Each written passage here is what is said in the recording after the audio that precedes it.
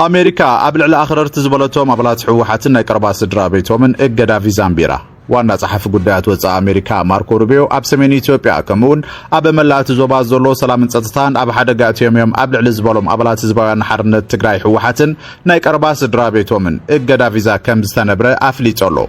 اتقد استقبره اب تحت عنقص 212 ازبار اي ازبار 3 ازبار سي حق ولقه سدتن زيግነትን ብዙህቦ ስልጣን በሰረት መዃኑ ዝገለጸ እትዋና ጸሐፊ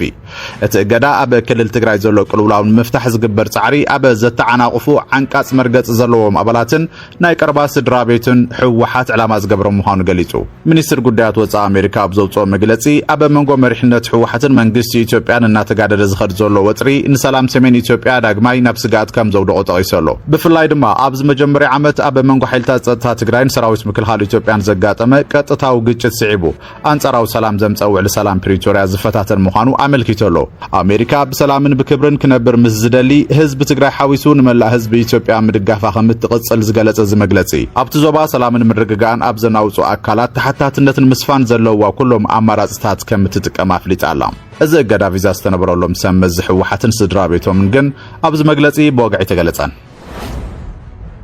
ببرك عالم اب تكالات تمرت زفصوم متقعتታት بخبير كنتات ابز وسخلوان ኢትዮጵያ ላዕለዋይ መጥቃዕቲ ካብ ዝተመዝገበለን ሃገራት ተሰሪዓ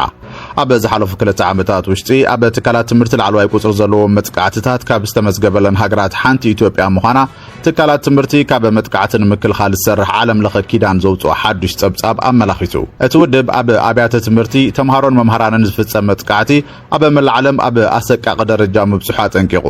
اتتكال ابز سومنزي وقعوي اب زغبرو صبصابو اب منغو 2024 2025 اقواصر اوروباوያን اب عالم لخ درجه بوحدو 8566 اب ابيات تمرت استفنو متقعتات مزغيبو از دما اب 2022 2023 اقواصر اوروباوያን ካብ ዝነበረ صبصاب ምስ ዝነጻጸር ካብ 400 ታውን ላዕል ወሰኽ ከም ዘራያ መላኺቱ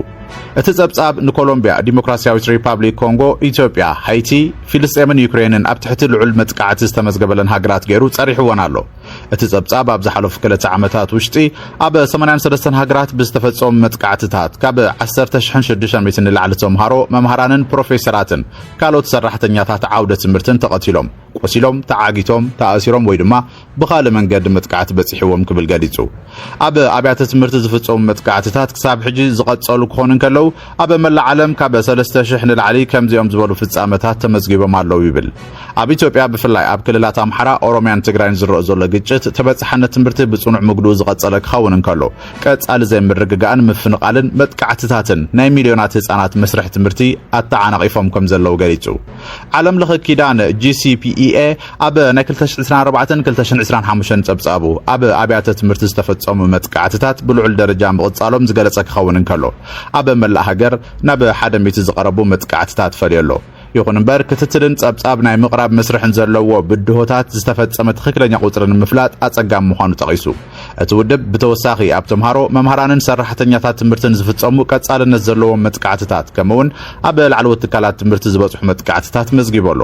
እቲ ጸብጻብ ኣብያተ ትምህርቲን ወተሃደራዊ ኣገልግሎት ናይ ምጥቃም ኣንፈት ብከቢድ ኩነታት ምውሳኹ ዝገለጸ ኮይኑ ኣብ 2024 2025 ኣቋጽር ኣውሮፓውያን ውሽጢ ብግምት 1200 ዝኾኑ ኣብያተ ትምህርቲ ንወተሃደራዊ ዕላማታት ጥቕሚ ምውዓሎም ገሊጹ ክሳብ መጋቢት 2025 ኣቋጽር ኣውሮፓውያን ካብ ትምህርቲ ወጻኢ ዝኾኑ ተግባራት ዘገልግሉ ዘለዉ ኣብያተ ትምህርቲ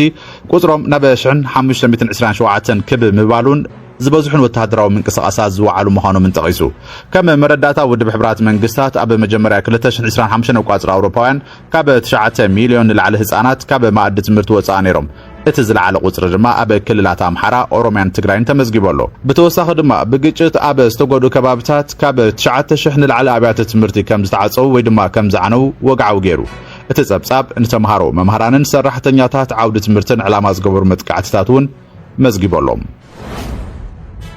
جرمن ناقداس تلوخو استدالوا زبلتن مراخب وجه ناب قيح بحر كم زوافرت افليطا جرمن اب مصاب هرمز نزغاطم عصوا سيبو نتلوخو مصراي نتوكت زوعلا كلتن حيل بحر مراخب ناب قيح بحر كم زلاختن منستر مكلخال جرمن بوريس بيستوريوس حبيرو ፒስቶሪዮስ ቅድምቲ ኣብ ብራስለስ ዝካየድ ናይ ኔቶ ሚኒስትራት ምክልኻል ኣኺባ ንጋዜጠኛታት ኣብ ዝሃቦ መግለጺ መራኸብ ሓይሊ ባሕሪ ጀርመን ብመንገዲ መትረብ ስዊዝ ኣቢለን ናብ ቀይሕ ባሕሪ ይጓዓዛ ከም ዘለዋ ገሊጹ እቲ ኩነታት ጋህድ እንተደኣ ኮይኑ ጀርመን ቁልጡፍ ምላሽ ንምሃብን ናብ መጻወቦ ሆርሙዝ ንምውፋርን ድልው ክትከውን ከም እትደሊ ሚኒስትር ምክልኻል ጀርመን ተዛሪበሎ እዘን መራኸብ ቀዳማይ ምዕረፊአን ጅቡቲ ክኸውን ከም ዝኾነ ዝገለጸት ሚኒስትር እዚ ስምሪት እዚ ኣብ ትሕቲ እቲ ናይ ኣውሮፓ ሕብረት ኣብ ቀይሕ ባሕሪ ዘካይዶ ናይ ባሕሪ ተልእኾ ዝካየድ ብምዃኑ ህጹጽ ፍቓድ ካብ ታሕተዋይ ባይቶ ጀርመን ከም ዘየድልዮ ድማ ወሲኹ ገሊጹ ፒስቶሪዮስ ኣብ መጻወቦ ሆርሙዝ ናይ ኔቶ ምጽራይ ስርሒት የድሊ ኣየድሊ ገና ርግጸኛ ከም ዘይኮነ እውን ኣስሚሩሉ እዩ ዝኾነ ይኹን ከምዚ ዓይነት ተልእኾ ንጹር ኣህጉራዊ ሕጋዊ ቅርጺ ከምኡውን ፍቓድ ናይ ኢራንን ኦማንን ከም ዘድልዮ ድማ ኣገንዚበሎም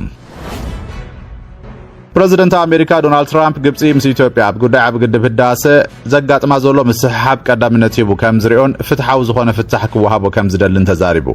እቲ ፕሬዚደንት ኣብቲ ትማል ረቡዕ ኣብ ፈረንሳይ ኣብ ዝተኻየደ ዋዕላ ጉጅለ 7 ምስ ፕሬዚደንት ግብጺ ዓብደልፈታሕ አልሲሲ ድሕሪ ምርኻቡ እዩ ነዚ ርእቶ ሂቡ መራሕቲ ግብጽን ኬንያን ኣብቲ ንኣሜሪካ ፈረንሳይ ዓባይ ብሪጣንያ ጀርመን ጃፓን ኢጣልያ ካናዳን ከምኡውን ሕብረት ኣውሮፓን ዝሓቆፈ ጉጅለ ምዕቡላት ሃገራት ጉጅለ 7 ተሳቲፎም ኣለዉ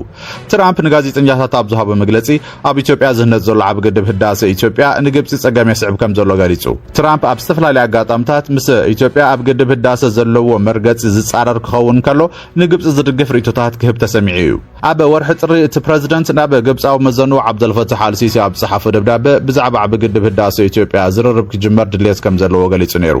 ፕሬዚደንት ትራምፕ ኣብ ደብዳቤው ኣብ መንጎ ግብጽን ኢትዮጵያን ዘሎ ጉዳይ ምክፍፋል ማያት ኣባይ ንሓንሳብን ሓዋሩን ብሓላፍነታዊ ኣገባብ ክፈትሖ ድልው የኽብል ገሊጹ ነይሩ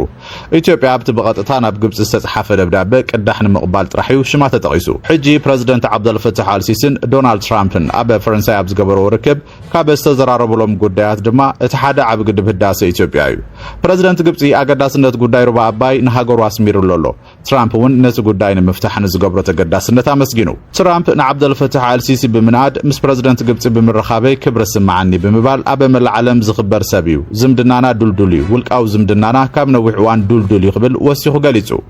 ትራምፕ ወሲኹ ኣብ ፕሮጀክት ኣብ ግድብ ህዳሴ ኢትዮጵያ ይሕግዝ ኣለኹ ብሓባር ንሰርሐሉ ለና ብምባል ድማ ብሓባር ይሰርሑ ከም ዘለዎ ኣረጋጊጹ ኢትዮጵያ ንግብጽን ጉዳይ ግድብን ብዘይፍትሓዊ ኣገባብያ ተአንግዶም ዘላ ዝበለ ትራምፕ ክንዮ ሩባ ኣባይ ምስ ግብጺ ኣብ ንግዳዊ ጉዳያት ክሰርሑ ምዃኖም እውን ኣመላኺቱ ዓቐን ማይ ኣባይ ካብቲ ክኸውን ዝግብኦ እናወረደ ይኸይድ ኣሎ ኣብ ኢትዮጵያ ግድብ ሰሪሖም ኣብ ግብጺ ብዙሕ ጸገም የስዕብ ከም ዘሎ እፈልጥ እየ ኢሉ ኣብ ቀዳማይ እብረ ስልጣን ትራምፕ ኣብ መንጎ ኢትዮጵያ ግብጽን ሱዳንን ብሓልዮት ኣሜሪካን ባንኪ ዓለምን ተኸታተልቲ ዝርርባት ተኻይዶም እዮም እንተኾነ ኣብ መወዳእታ ስምምዕ ክብጻሕ ትጽቢት ኣብ ዝተገበረሉ እዋን ኢትዮጵያ ንረብሓይ ይጎድኢ ብምባል ነቲ ስምምዕ ምፍራም ከም ዝኣበየ ዝዝከር እዩ